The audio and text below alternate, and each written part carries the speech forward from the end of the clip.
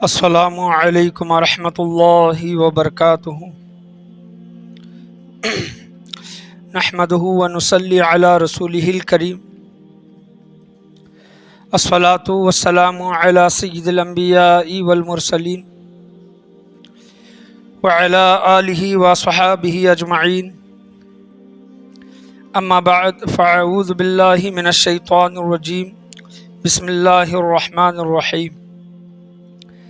والکاظمین الغیظ والعافین عن الناس واللہ یحب المحسنین۔ صدق اللہ و مولانا رسولہ النبی الامین المکین الکریم، وعلی آلہ الشاہدین والشاکرین والحمد للہ رب العالمین۔ آئیے ہم اور آپ مل کر اپنے غلامی کا ثبوت دیتے ہوئے سب سے پہلے گنبد خضراء میں آرام فرمانے والے آقا حضور تاجدار مدینہ سرور و قلب سینہ جناب احمد مجتبیٰ محمد مصطفیٰ صلی اللہ علیہ وسلم کی بارگاہ گوہر بار میں درود و سلام کا ہدیہ نچھاور کریں۔ پڑھیے بآواز بلند، اللہم صلی علی محمد وعلی آل محمد وبارک سلم صلو علیہ، الصلاۃ والسلام علیک یا رسول اللہ صلی اللہ علیہ وسلم۔ اور ایک مرتبہ بلند آواز سے نبی اور آل نبی کی بارگاہ میں عقیدت و محبت کے ساتھ درود و سلام کا ہدیہ نچھاور کریں۔ اللہم صلی علی محمد وعلی آل محمد وبارک سلم صلو علیہ، الصلاۃ والسلام علیک یا رسول اللہ صلی اللہ علیہ وسلم۔ آج جو جمعہ کا جو موضوع لیا جا رہا ہے، غصے کی مذمت، غصہ کرنا کیسا ہے اور کن صورتوں میں غصہ جائز ہے، کن صورتوں میں غصہ ناجائز ہے، کب غصہ کرنا چاہیے اور کب خاموش رہنا چاہیے، انشاءاللہ عز و جل قرآن کریم فرقان حمید کی روشنی میں، احادیث کریمہ حدیثوں کی روشنی میں، واقعات کی روشنی میں اس کو سمجھنے کی ہم کوشش کرتے ہیں۔ اور انشاءاللہ عز و جل 2 سے 3 جمعہ یہ موضوع رہے گا، کیونکہ یہ بہت ہی اہم موضوع ہے، کیونکہ آج ہر دوسرے انسان کے اندر غصہ دکھائی دیتا ہے، ہر دوسرے انسان کے اندر، اور بہت مشکل سے آپ کو کم لوگ ایسے ملیں گے کہ جن کے اندر غصہ نہیں ہے۔ اور ہمیں کب غصہ کرنا چاہیے، کب نہیں کرنا چاہیے، اور کب اپنے غصے پر کنٹرول کرنا چاہیے، یہ بھی کچھ چیزیں انشاءاللہ عز و جل میں بیان کرنے کی کوشش کروں گا۔ اور اگر ہم دیکھتے ہیں تو اکثر 10 میں سے 8 لوگوں کے اندر غصہ ہوتا ہے، گنے چنے 1-2 لوگ ایسے ہمیں ملتے ہیں کہ جن کو غصہ بہت دیر سے آتا ہے یا پھر غصہ نہیں آتا۔ تو غصے کے متعلق اللہ تبارک و تعالیٰ قرآن مجید فرقان حمید میں کیا فرماتا ہے، اور حضور صلی اللہ تعالیٰ علیہ وسلم نے کتنی سخت تاکید فرمائی ہیں، غصے کے متعلق کتنے زیادہ نصیحتیں احادیث کریمہ میں آئی ہیں، صحابہ کرام کو وہ نصیحت کے طور پر بولا گیا ہے۔ انشاءاللہ عز و جل اس کو بیان کرنے کی کوشش کریں گے۔ یہ 4واں پارہ ہے سورہ آل عمران۔ اللہ تبارک و تعالیٰ قرآن مجید فرقان حمید میں ارشاد فرماتا ہے، اعوذ باللہ من الشیطان الرجیم، والکاظمین الغیظ والعافین عن الناس واللہ یحب المحسنین۔ یہاں پر اس آیت میں اللہ تبارک و تعالیٰ 3 چیزوں کا ذکر فرماتا ہے، 3 صفتوں کا ذکر ہے، اللہ تبارک و تعالیٰ نے قرآن مجید فرقان حمید میں فرمایا ہے۔ اور یہ ترجمہ میں آپ کے سامنے پڑھ رہا ہوں، یہ آیت کا ترجمہ ہے۔ اور اللہ تبارک و تعالیٰ ارشاد فرماتا ہے، اور غصہ ضبط کرنے والے، غصہ ضبط کرنے والے، غصے کو پی جانے والے، غصے پر کنٹرول کرنے والے، اللہ تبارک و تعالیٰ ان کا ذکر فرماتا ہے۔ اور آگے فرماتا ہے، والعافین عن الناس، اور لوگوں سے ان کی غلطیاں درگزر کرنے والے، لوگوں کی غلطیوں کو کیا کرنے والے، معاف کرنے والے۔ اور اللہ تبارک و تعالیٰ آگے ارشاد فرماتا ہے، واللہ یحب المحسنین، اور اللہ احسان کرنے والوں سے محبت فرماتا ہے۔ جو لوگ دوسرے لوگوں پر احسان کرتے ہیں، ان کی مدد کرتے ہیں، تو اللہ تبارک و تعالیٰ ایسے لوگوں سے کیا کرتا ہے، محبت فرماتا ہے۔ واللہ یحب المحسنین، احسان کرنے والوں سے محبت فرماتا ہے۔ صرف احسان کرنے والوں سے نہیں، بلکہ انسانوں کو معاف کرنے والوں، جو انسانوں کو معاف کرتے ہیں، اللہ تبارک و تعالیٰ ان سے بھی محبت فرماتا ہے۔ جو غصہ پی جاتے ہیں، اللہ تبارک و تعالیٰ ان سے بھی محبت فرماتا ہے۔ 3 چیزوں کا یہاں پر اللہ تبارک و تعالیٰ نے ذکر فرمایا۔ لیکن ایک موضوع میں لینا چاہوں گا، وہ ہے غصہ۔ غصے پر ہمارا کنٹرول ہونا چاہیے، اور ہمیں یہ اتنا تو علم ہونا چاہیے کہ ہمیں کب غصہ کرنا چاہیے یا پھر کب غصہ نہیں کرنا چاہیے۔ مثال کے طور پر موٹا موٹا میں بولتا ہوں سادہ سادہ انداز میں کہ شریعت کے خلاف اگر کام ہو رہا ہے تو وہاں پر غصہ کرنا جائز ہے، بولنا جائز ہے، کم سے کم غصہ یا پھر دل میں اس کو برا جاننا کیا ہے، یہ ضروری ہے شریعت کے خلاف اگر کام ہوتا ہے۔ اور اگر سمجھ لیں کہ کسی سے انجانے میں غلطی ہو گئی، کوئی چیز ٹوٹ گئی، کوئی ایک نقصان ہو گیا غلطی سے، تب اس وقت ہمیں کیا کرنا چاہیے، درگزر کرنا چاہیے۔ ایسے بہت سے معاملات ہیں کہ ہم جہاں پر غصہ ہمیں کرنا چاہیے وہاں پر ہم غصہ نہیں کرتے، خاموش ہو جاتے ہیں، اور جہاں پر غصہ نہیں کرنا چاہیے عفو درگزر کرنا چاہیے، نظر انداز کرنا چاہیے، احسان کرنا چاہیے، لوگوں کو معاف کرنا چاہیے، اس وقت ہم معاف نہیں کرتے، اپنا غصہ ٹھنڈا نہیں رکھتے۔ تو اللہ تبارک و تعالیٰ نے ایسے لوگوں کے متعلق فرمایا ہے کہ جو غصے کو پی جاتے ہیں، جو غصے کو ضبط کرتے ہیں، اللہ تبارک و تعالیٰ ایسے لوگوں سے محبت فرماتا ہے۔ اور یہ جو دنیا میں جو کرائم وغیرہ ہمیں دیکھنے ملتا ہے، جرم وغیرہ جو لوگ کرتے ہیں، اکثر زیادہ تر اگر آپ دیکھیں گے جو بھی کوئی گناہ کر رہا ہے، کوئی جرم کر رہا ہے، کوئی کرائم کر رہا ہے، تو وہ زیادہ تر غصے ہی کے حالت میں ہوتے ہیں۔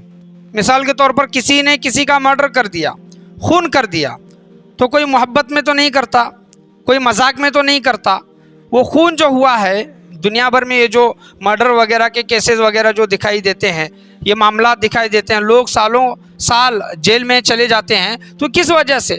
غصے پر اپنا کنٹرول نہیں ہے۔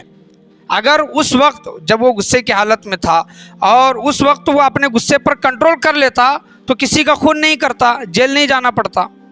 تو یہ معاملات ہیں، زیادہ تر ہمیں گناہ وغیرہ، لڑائی جھگڑے وغیرہ کے جو معاملات جو دکھائی دیتے ہیں، اس کی اکثر وجوہات کیا ہیں؟ وہ غصہ ہے۔ اور غصے سے حضور صلی اللہ تعالیٰ علیہ وسلم نے اس کے متعلق سخت وعیدیں فرمائی ہیں کہ تم غصے کو کنٹرول کیا کرو۔ ایک سادہ سی مثال، یہ کیسز وغیرہ بہت دیکھنے ملتے ہیں یہ معاملات، کہ کوئی انسان آ کر کہتا ہے کہ حافظ صاحب میں نے اپنے بیوی کو غصے میں طلاق دے دیا۔ کیا کہتے ہیں؟ غصے میں طلاق دے دیا۔ اگر پوچھا جائے کہ کتنی طلاقیں آپ نے کہیں، میں نے غصے میں بول دیا کہ تجھے طلاق طلاق طلاق، تو حافظ صاحب میں اس وقت غصے میں تھا، طلاق ہوئی کہ نہیں؟ تو طلاق ہو گئی، یاد رکھیں۔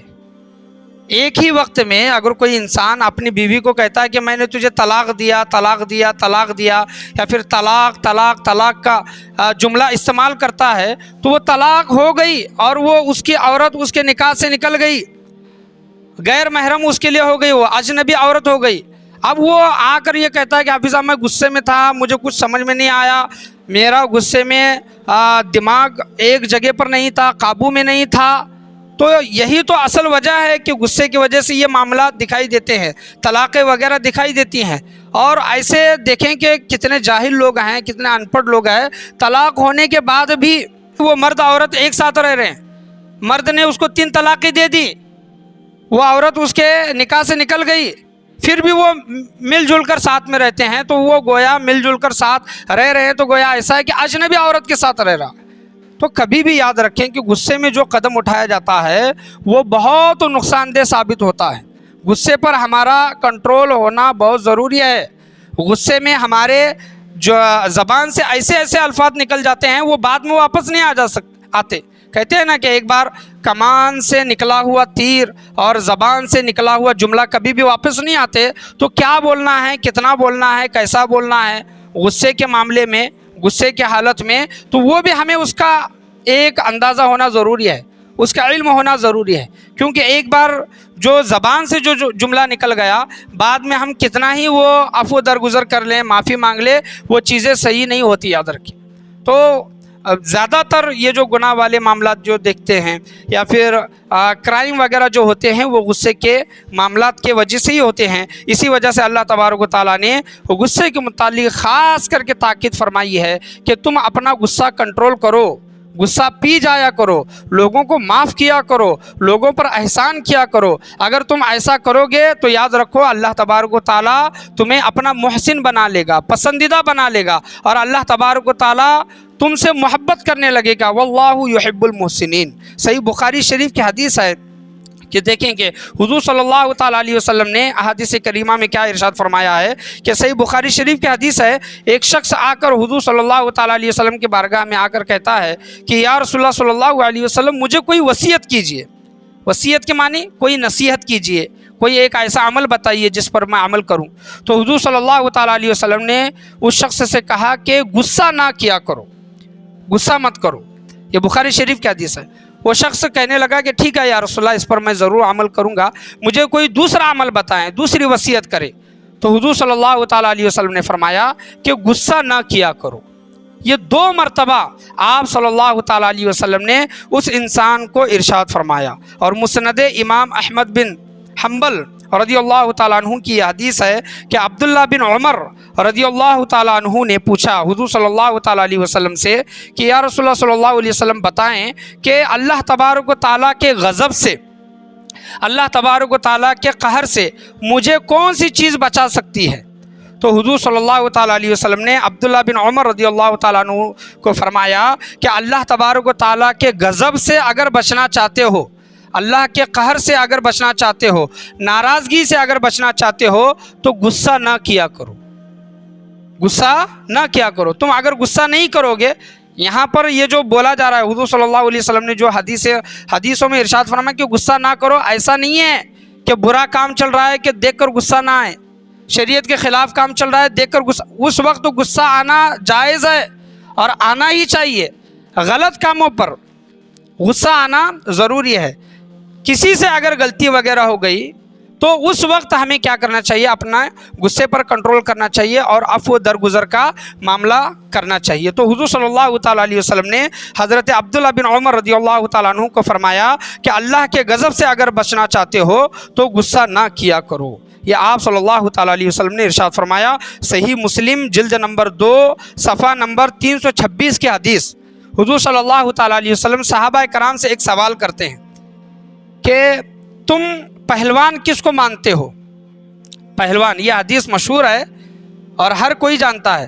तो तुम्हारी नज़र में पहलवान कौन है। तो सहाबा कराम ने जब ये सवाल सुना तो सवाल तो बहुत सीधा और सिंपल सा था कि तुम्हारी नज़र में पहलवान कौन है।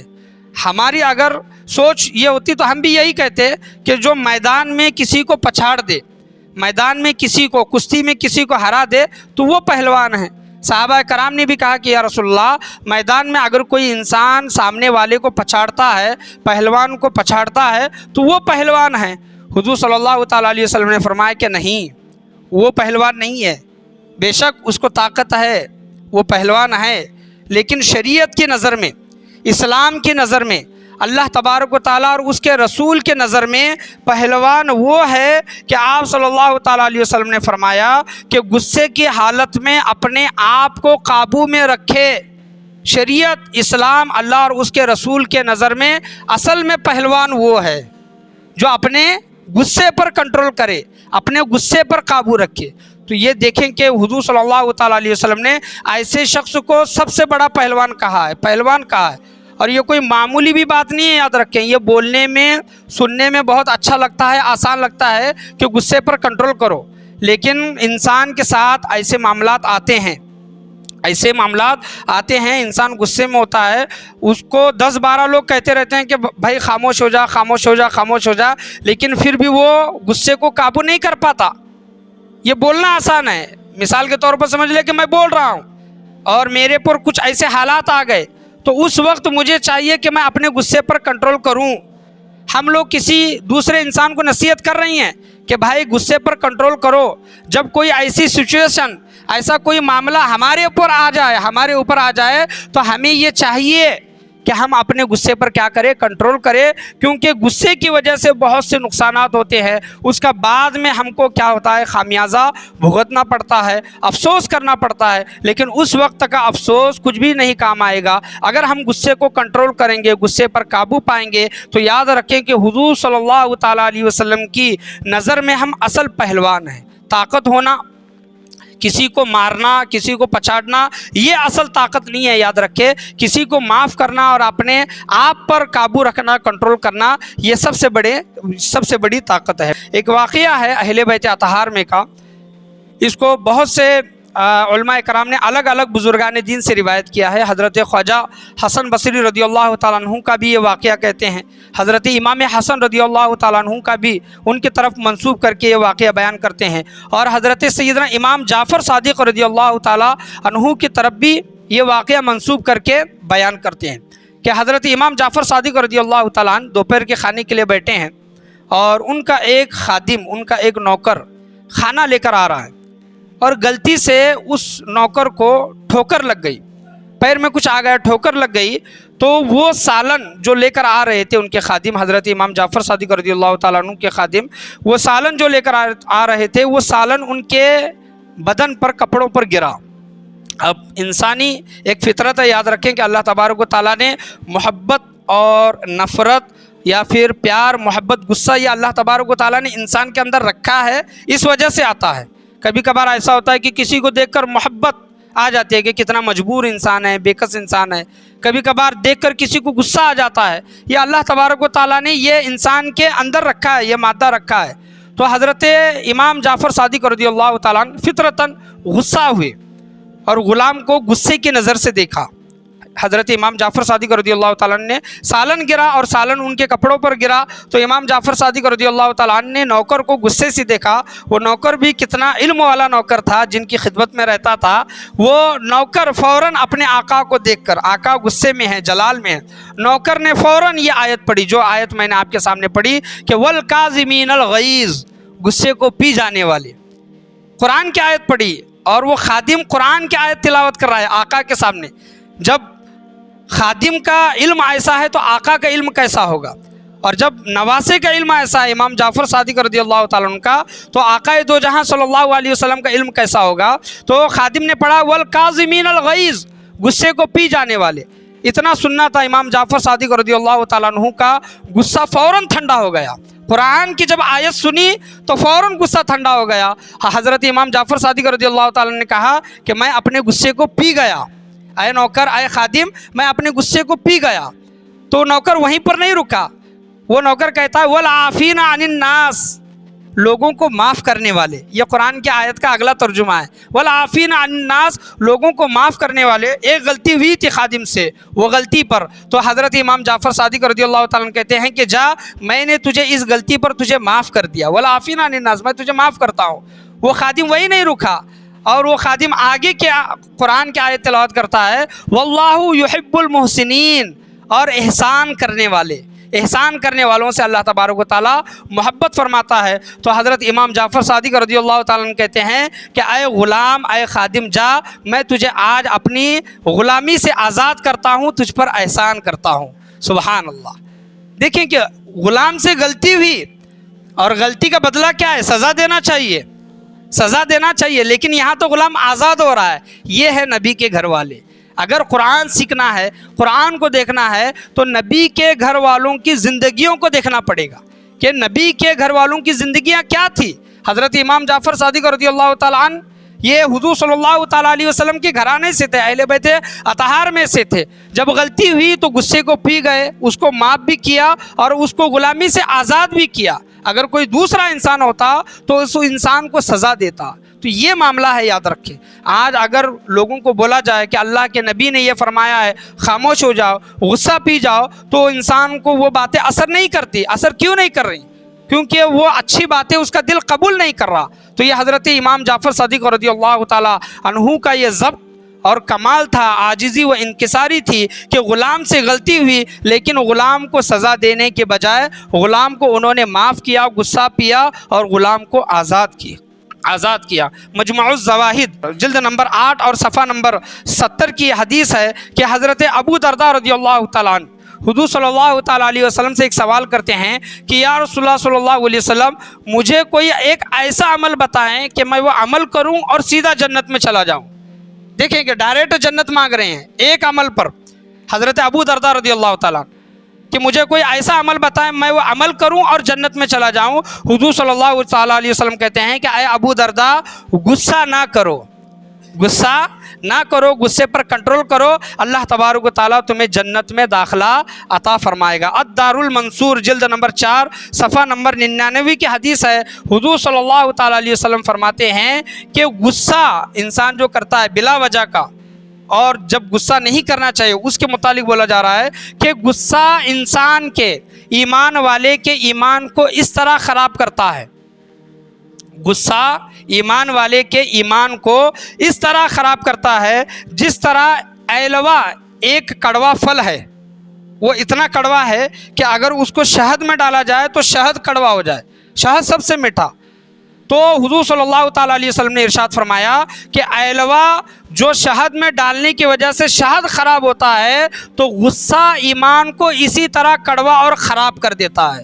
آپ دیکھیں، اندازہ لگائیں۔ اور جو میں نے شروع میں بات کہی تھی کہ بہت ایسے کم لوگ ہیں جن کو بہت کم غصہ آتا ہے، بہت دیر سے غصہ آتا ہے، یا پھر غصہ نہیں آتا، لیکن ہر دوسرے انسان کو غصہ آتا ہے۔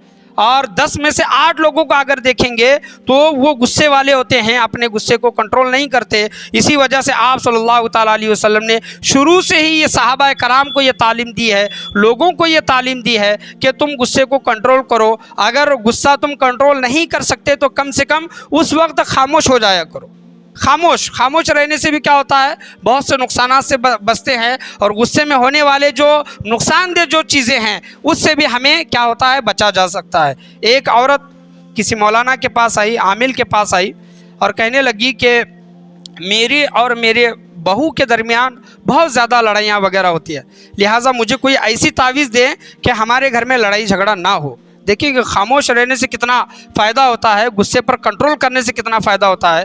وہ مولانا ایک چٹھی بنا کر، ایک کاغذ بنا کر دیتے ہیں، اور اس عورت سے کہتے ہیں کہ جب تمہاری اور تمہاری بہو کی کہا سنی ہو جائے اور باتیں لڑائی جھگڑا وغیرہ ہو جائے تو اس وقت یہ تم تعویذ اپنے دونوں دانتوں کے اندر سیدھے طرف میں وہ رکھ لینا، دانتوں کے اندر رکھ لینا، اور اس وقت تک نہیں کھولنا جب تک تمہاری بہو خاموش نہیں ہوتی۔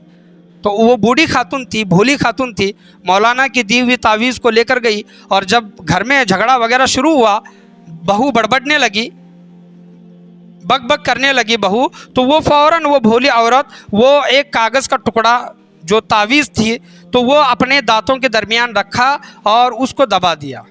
ایک مرتبہ بہو 5 10 15 منٹ ساس کو کچھ کہتی رہی، بعد میں خاموش ہو گئی۔ 2-3 مرتبہ ایسے ہی معاملہ ہوا تو وہ بوڑھی خاتون، بھولی خاتون، جب کبھی بہو اس سے تیز یا پھر ترار آواز میں بات کرتی تو وہ بوڑھی خاتون وہ تعویذ اپنے دانتوں کے درمیان رکھتی۔ 2-4 بار ایسا معاملہ ہوا تو بہو نے دیکھا کہ ساس تو ابھی خاموش ہے، تو لڑائی جھگڑا کرنا ہی بہو نے بند کر دیا۔ تو کچھ ہفتوں کے بعد وہ مولانا کے پاس گئی اور کہنے لگی کہ مولانا آپ نے بہت ہی بہترین تعویذ دیا ہے، ایسے تعویذ دیا ہے کہ ابھی میری بہو مجھ سے لڑائی نہیں کرتی، جب کبھی گھر میں لڑائی جھگڑا ہوتا ہے وہ تعویذ میں دانتوں کے درمیان دبا لیتی ہوں، خاموش ہو جاتی ہوں، گھر میں لڑائی وغیرہ تمام کے تمام چیزیں بند ہو جاتی ہیں۔ مولانا ہنسنے لگے اور کہنے لگے کہ میں نے تمہیں کچھ تعویذ نہیں دیا، بلکہ صرف ایک کاغذ کا ٹکڑا تھا، تمہاری زبان بھی تیز تھی، تمہاری بہو کی زبان بھی تیز تھی، اسی وجہ سے دونوں میں کہا سنی ہو جاتی، لڑائی جھگڑا وغیرہ ہو جاتا، تم خاموش رہو اس وجہ سے میں نے وہ چیز دی۔ جب وہ تم تعویذ سمجھ کر جب تم اپنے دانتوں کے درمیان پھنسا لیتی، تمہیں بولنے کا موقع نہیں ملتا، تو بہو بول بول بول کے خاموش ہو جاتی، اسی طرح تمہارے لڑائی جھگڑے یہ تمام کے تمام ختم ہو گئے۔ بتانے کا یہاں پر حاصل کلام یہ ہے کہ 2 لوگ آپس میں لڑ رہے ہیں تو ایک بولے گا تو دوسرا 2 بولے گا، پہلا 1 مارے گا تو دوسرا 2 مارے گا، یہ ایسے معاملات ہیں، یہ غصے وغیرہ کے حالات میں ہی ہوتے ہیں، اس وقت خاموش ہونا چاہیے۔ اسی وجہ سے حضور صلی اللہ تعالیٰ علیہ وسلم نے ارشاد فرمایا ہے کہ تم جتنا خاموش رہو گے، خاموش جو انسان رہتا ہے اس میں نجات ہے، یاد رکھیں، جو انسان خاموش رہا، حضور صلی اللہ علیہ وسلم کا ایک بہت بڑا فرمان ہے، جو انسان خاموش رہا اس نے نجات پائی۔ کیا پائی؟ اس نے نجات پائی۔ اور جو غصے پر کنٹرول نہیں کرتا، یاد رکھیں، وہ شیطان کے ہاتھ میں کھلونے کی طرح ہو جاتا ہے۔ حضرت ذوالقرنین علیہ السلام، ان کو نبی بھی کہا گیا ہے اور اللہ کے ولی بھی ان کو کہا گیا ہے، لیکن نبی بھی مانتے ہیں اور ولی بھی مانتے ہیں۔ ذوالقرنین جنہوں نے یاجوج ماجوج کو قید کیا ہے، ذوالقرنین جن کا ذکر 16ویں پارے میں آیا ہے۔ حضرت ذوالقرنین علیہ السلام نے ایک فرشتے سے پوچھا کہ مجھے ایک ایسا عمل بتاؤ جس سے میرے ایمان میں اور مضبوطی پیدا ہو اور تازگی پیدا ہو۔ تو وہ فرشتہ حضرت ذوالقرنین علیہ السلام سے کہنے لگا، احیاء العلوم کتاب میں یہ ذکر آیا ہے کہ وہ فرشتہ حضرت ذوالقرنین سے کہنے لگا کہ آپ غصے پر کنٹرول کیا کریں، غصے پر قابو پایا کریں۔ اور وہ فرشتہ آگے ارشاد فرماتا ہے اور حضرت ذوالقرنین علیہ السلام سے کہتا ہے کہ جو انسان غصے پر کنٹرول کرتا ہے اللہ تبارک و تعالیٰ اس کی ایمان میں بڑھوتری کرتا ہے، اس کا ایمان بڑھتے رہتا ہے۔ اور جو انسان غصے پر قابو نہیں کرتا، تو کسی شخص نے شیطان سے جب پوچھا، راہب نے شیطان سے جب پوچھا کہ انسان کا سب سے بہتر عمل تمہیں کون سا لگتا ہے، ہتھیار کیا ہے انسان کو کنٹرول کرنے کا، قابو کرنے کا، تو شیطان کہنے لگا کہ انسان کی تیزی، انسان کا غصہ، یہ میرے لیے بہترین ہتھیار ہے۔ اور کہا گیا ہے، کتابوں میں آیا ہے کہ جب انسان غصے میں ہوتا ہے تو شیطان اس پر پورا کے پورا قابو پا جاتا ہے۔ شیطان اور غصے میں کسی کو مار رہا ہے، کسی کو گالیاں دے رہا ہے، کسی کو برا بھلا کہہ رہا ہے، تو وہ نہیں کہہ رہا، شیطان کہہ رہا ہے، کیونکہ شیطان اس کے اوپر پورا کے پورا کنٹرول کیا ہوا ہے۔ اور ایک مثال دے کر بولا گیا ہے کہ بچہ جس طرح ہاتھ میں گیند پکڑتا ہے اور گیند کو اوپر نیچے آگے پیچھے ہلاتا ہے، کھیلتا ہے، شیطان انسان کے ساتھ اس طرح کھیلتا ہے غصے کی حالت۔ شیطان انسان پر غصے کی حالت میں اس طرح کنٹرول کرتا ہے، اس پر قابو پاتا ہے۔ تو اس سے بچنے کی سخت اور نہایت ضرورت ہے۔ اللہ کی بارگاہ میں میں یہی دعا کرنا چاہوں گا، اللہ تبارک و تعالی ہم تمام لوگوں کو بولنے سننے سے زیادہ اس پر عمل کرنے کی توفیق و رفیق عطا فرمائے۔ انشاءاللہ عز و جل آنے والے جمعہ میں بھی غصے کے متعلق، غصے کی مذمت اور غصہ کب کرنا چاہیے کب نہیں کرنا چاہیے اس کے متعلق بولنے کی کوشش کی جائے گی۔ اور بھی بہت سے احادیث کریمہ ہیں، قرآن کی آیتیں ہیں اور واقعات ہیں، انشاءاللہ وہ بولنے کی کوشش کی جائے گی۔ اور جب انسان کو جب غصہ آئے تو حضور صلی اللہ تعالیٰ علیہ وسلم نے ایک بہترین طریقہ جو بیان کیا ہے وہ بھی آنے والے جمعہ میں بولنے کی کوشش کی جائے گی۔ آج کے بیان میں، آج کے درس میں بولنے میں، سننے میں، سمجھنے میں، سمجھانے میں کسی بھی قسم کی غلطی، کمی بیشی، کوتاہی، خامی، بھول چوک ہوئی ہو، اللہ تبارک و تعالیٰ اسے محض اپنے فضل و کرم سے اسے معاف عطا فرمائے۔ اور غصے پر قابو رکھنے کی، غصے کو پی جانے کی اللہ تبارک و تعالیٰ ہم تمام لوگوں کو توفیق و رفیق عطا فرمائے۔ بولنے سننے سے زیادہ اس پر عمل کرنے کی توفیق عطا فرمائے۔ شریعت کے خلاف اگر کام ہوتے ہیں تو اس وقت غصہ کرے، اس وقت غصہ جائز ہے۔ کسی سے اگر غلطی ہو جائے تو اس وقت معاف کرنے کی اور اپنے غصے کو پی جانے کی کوشش کریں۔ اللہ کی بارگاہ میں یہی دعا ہے، اللہ تبارک و تعالی ہم تمام لوگوں کو بزرگان دین کے نقش قدم پر چلنے کی توفیق عطا فرمائے۔ لا الہ الا اللہ محمد رسول اللہ صلی اللہ علیہ وسلم، وآخر دعوانا ان الحمد للہ رب العالمین۔